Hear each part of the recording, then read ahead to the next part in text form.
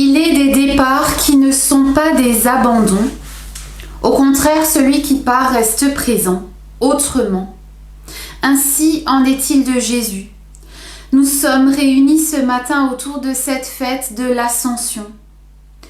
Le départ de Jésus, un départ qui n'est pas signe d'abandon. Il est présent désormais au-dedans de nous avec le Père et le Saint-Esprit. Prions ensemble. Pourquoi pars-tu et où vas-tu, Seigneur?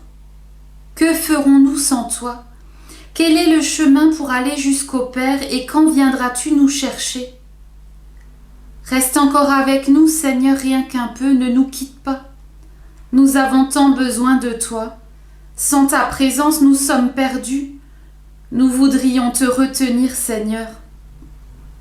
Et pourtant, nous le savons, tu dois quitter ce monde et retrouver ton Père. Alors ne permets pas que nous soyons perdus sans toi. Au pire moment de solitude, rappelle-nous que tu es là, présent à nos côtés, fidèle, tenant notre main.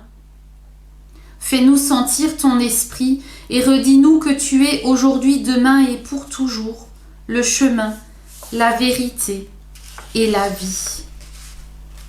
Amen. Chers amis, nous voilà réunis donc pour fêter l'Ascension. L'Ascension, c'est une fête assez peu connue, si ce n'est pour son jour férié au plein milieu de la semaine, qui tombe en plus toujours bien puisqu'elle tombe toujours un jeudi et donc ça fait toujours un pont et un week-end prolongé. Mais voilà, mis à part cette question du jour férié, on connaît assez peu cette fête de l'Ascension. Si aujourd'hui on parcourait les rues de nos villages pour demander aux gens qu'est-ce que c'est l'Ascension, je ne suis pas sûre que grand monde saurait répondre à la question. L'Ascension, c'est cette fête un peu curieuse où nous fêtons un départ. Nous fêtons le départ de Jésus. Un peu curieux d'ailleurs de célébrer un départ. L'Ascension nous rappelle que 40 jours après Pâques, Jésus est monté au ciel. C'est ça l'Ascension. D'ailleurs, pour que les jeunes au catéchisme se souviennent, je dis toujours que ascension, ça ressemble à ascenseur, un ascenseur qui sert à monter. C'est une image qui se permet de rappeler ce que c'est l'ascension. J'aimerais aujourd'hui partager avec vous un texte de l'évangile de Luc au chapitre 24. Jésus emmena ses disciples hors de la ville jusqu'aux environs de Béthanie. Et là, élevant ses mains, il les bénit. Pendant qu'il les bénissait, il les quitta et il fut enlevé au ciel. Quant à eux, après les avoir adorés, ils retournèrent à Jérusalem, le cœur rempli de joie. Là, ils se retrouvaient à toute heure dans la cour du temple pour louer Dieu. Vérité est ta parole, Seigneur. Amen. Jésus conduit ses disciples à Béthanie, il lève les mains et les bénit. Voilà le texte qui nous raconte le départ de Jésus. Et quel est son dernier geste? Jésus va faire deux choses. La première chose, c'est qu'il ramène ses disciples à Béthanie. Qu'est-ce que c'est comme ville Béthanie? Peut-être que ça ne vous dit rien comme ça, mais Béthanie dans les évangiles, ce n'est pas n'importe quelle ville. Béthanie, c'est d'abord la ville où la femme a répandu du parfum sur Jésus et l'a essuyé de ses cheveux. Cette femme qui, par son geste prophétique, a annoncé la mort et la résurrection de Jésus.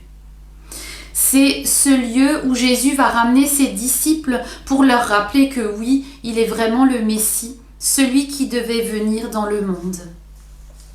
Béthanie, c'est aussi le lieu où Jésus a rencontré Marthe et Marie. Le lieu où Marie a vécu cette intimité avec Jésus assise à ses pieds, à l'écouter.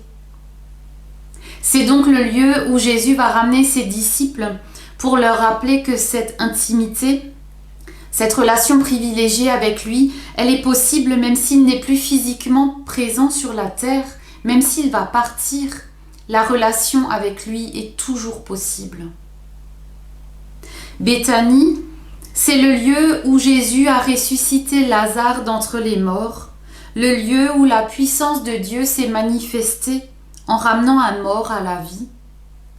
Alors si Jésus ramène ses disciples à Béthanie, c'est pour leur rappeler qu'il est vivant, que la vie est plus forte que la mort que les disciples pourront désormais s'appuyer sur cette puissance pour continuer sur la route. Jésus ramène ses disciples à Béthanie et il va les bénir. Quel plus bel adieu que de bénir ses disciples. Ça m'a fait penser aux patriarches dans la Genèse qui faisaient ça aussi. Vous savez, quand ils sentaient leur fin arriver, ils rassemblaient tous leurs enfants et ils les bénissaient les uns après les autres. Le dernier geste de Jésus envers ses disciples, c'est de les bénir. Bénir, ça veut dire du bien, souhaiter du bien à quelqu'un de la part de Dieu. Quand Jésus part, il ne retient pas le reniement de Pierre, ou la trahison de Judas, ou l'abandon des disciples à la croix. Il ne leur fait pas de reproches, il ne les met pas en garde, il ne les avertit pas. Peut-être pour leur rappeler que s'ils marchent sous cette bénédiction, ils ont tout ce dont ils auront besoin pour remplir la mission que Dieu leur a confiée. Pendant qu'il les bénissait, nous dit le texte de l'Évangile, Jésus les quitta et il fut enlevé au ciel. Les disciples avaient eu cette grâce extraordinaire de vivre avec Jésus. On pourrait se dire que ça devait être chouette quand même, vivre avec Jésus, partager son quotidien, grandir avec lui, c'était sûrement plus facile que pour nous. Nous, on ne peut pas voir Jésus, on ne peut pas le toucher, c'est certainement plus difficile pour nous de croire. Ah bon? Vous êtes sûr? Est-ce que vraiment vous avez l'impression que les disciples s'en sortaient mieux que nous? Est-ce que la présence physique de Jésus a empêché un Pierre de le renier? Est-ce que la présence physique de Jésus a empêché un Jacques et un Jean de se disputer la première place? Est-ce que la présence physique de Jésus a empêché les disciples d'avoir la peur de leur vie sur un bateau pendant une tempête? Non. Non, ce n'était pas vraiment plus facile pour eux, même s'ils avaient Jésus physiquement présent avec eux. La question n'est donc pas celle de la présence physique de Jésus, mais celle de la présence spirituelle. Jésus quitte ses disciples et maintenant ils vont devoir grandir, apprendre à s'en sortir sans avoir Jésus présent avec eux physiquement. Un peu comme un enfant qui apprend à faire du vélo. D'abord on l'assied sur un tricycle, puis quand il se sent bien sur son tricycle, on le met sur un vélo avec des petites roues. Et puis quand il sait bien rouler sur ce vélo-là, on lui dit un jour qu'il faut enlever les petites roues pour apprendre à rouler comme un grand. C'est un peu ce que les disciples ont vécu avec Jésus. Ils ont vécu avec lui, exercé un ministère avec lui. Quand ils se sont sentis bien dans ce que Jésus leur demandait, quand c'est devenu un peu plus confortable de suivre Jésus et de prier pour les malades, ils ont été envoyés un peu plus seuls sur la route, mais Jésus n'était pas loin. Et puis quand c'est devenu un peu plus confortable comme ça, Jésus est mort. Et toutes leurs certitudes se sont effondrées. Alors que Dieu, lui, ne voulait pas que leurs certitudes s'effondrent, il voulait juste les pousser à plus de confiance et plus d'humilité. Et ça nous arrive aussi. Parfois, on se sent bien, nos vies sont enfin confortables après de nombreuses batailles. Et puis un jour, les épreuves nous tombent dessus et on ne comprend plus, nos certitudes s'effondrent. Mais si les épreuves et les difficultés existent dans nos vies, ce n'est pas pour que nos certitudes s'effondrent, mais à travers elles, le Seigneur veut nous amener plus loin, nous faire grandir, nous pousser à plus de confiance. Les disciples ont eu du mal à voir les choses sous cet angle-là. Nous aussi parfois, et c'est normal. C'est difficile de sortir de notre zone de confort, mais c'est comme ça qu'on grandit, dans la confiance et dans l'humilité. Les disciples ont eu du mal à comprendre ces anges à la tombe qui leur disaient « Mais pourquoi cherchez-vous parmi les morts celui qui est vivant ?» Et ce n'est que plusieurs jours après la résurrection, quand Jésus leur est apparu vivant, qu'ils ont enfin pu changer leur regard sur cette épreuve. Alors ils se sont dit « Chouette, Jésus est de nouveau là, comme avant.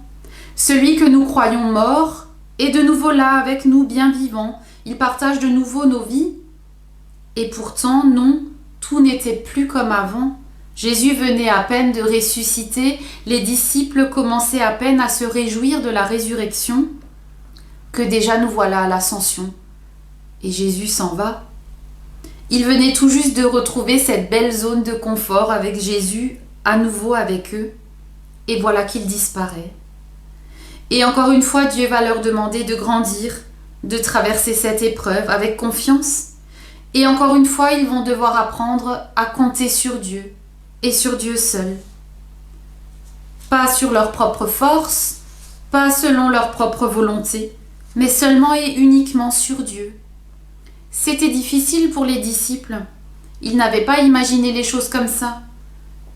Parfois c'est difficile pour nous aussi. Pour nous non plus, les choses ne se passent pas toujours comme on les avait imaginées. Heureusement qu'on ne sait pas toujours à l'avance ce dont nos vies sont faites, parce qu'à nous aussi, Dieu nous demande parfois de grandir. À chaque étape, à chaque épreuve, il nous faut faire un pas de plus, aller plus loin, grandir dans la confiance. Les disciples, après l'avoir adoré, retournèrent à Jérusalem remplis d'une grande joie. Jésus quitte les disciples et pourtant ils sont dans la joie. Jésus a tout préparé, ils ont tout ce dont ils ont besoin pour y arriver, ils ont appris ce qu'il y avait à apprendre et désormais ils vont pouvoir continuer tout seuls. Ou du moins avec Jésus présent, mais présent autrement. Parce qu'ils ont compris quelque chose de la présence de Dieu. Ils ont compris que même si Jésus n'était pas là physiquement, il était présent autrement. Les disciples étaient alors constamment dans le temple, louant et bénissant Dieu. Quand Jésus a quitté ses disciples, ils ont commencé à louer Dieu et à le bénir. Et là encore, ils ont compris quelque chose. Peu importe ce que Dieu allait leur demander par la suite, le plus important, c'était cette relation privilégiée qu'ils avaient construite avec Dieu. C'était la priorité dans leur vie. Ils auraient pu courir sur les routes pour annoncer la bonne nouvelle. D'ailleurs, ils vont le faire plus tard. Mais le plus important, ça n'était pas ça. Cette relation avec Dieu allait être la source de toutes leurs actions. C'était dans ces temps de louange et de prière qu'ils allaient trouver l'audace et la force d'aller ensuite sur les routes pour témoigner. Je crois que c'est aussi une leçon pour nous aujourd'hui. Plutôt que de courir à tout ce qu'il y a à faire, il nous faut d'abord trouver cette communion avec Dieu, cette intimité avec lui. Bien sûr qu'il nous faut être témoins, aller sur les routes, se lever, s'engager. Mais avant tout, il nous faut soigner et entretenir cette relation avec lui, pour le connaître, pour grandir. Et ensuite seulement, nous pourrons être témoins de cette bonne nouvelle que Dieu donne.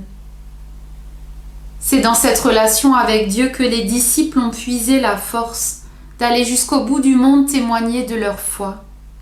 C'est aussi dans notre relation avec Dieu, dans la louange, dans la prière, dans la lecture de la Bible, que nous trouverons la force d'être témoins, dans la joie de ce Dieu vivant qui est avec nous aujourd'hui et tous les jours, jusqu'à la fin du monde. Amen. Prions. Puisqu'en cette fête de l'Ascension, Jésus ouvre son Église à sa mission jusqu'aux extrémités de la terre, que notre prière ait cette dimension-là. Seigneur, nous prions aujourd'hui pour les églises chrétiennes du monde et leurs responsables. Féconde leur témoignage et leur service. Nous te remettons les missionnaires présents dans le monde entier.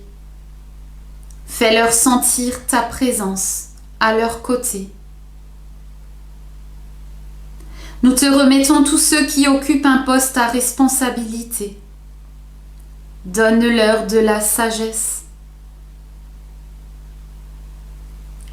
Nous te prions pour les peuples menacés par la guerre, la famine, la violence, l'injustice des hommes ou de la nature. Donne-leur des frères pour être le visage de ton amour. Quant à nous, Seigneur, donne-nous d'être tes témoins jusqu'aux extrémités de la terre, mais d'abord autour de nous.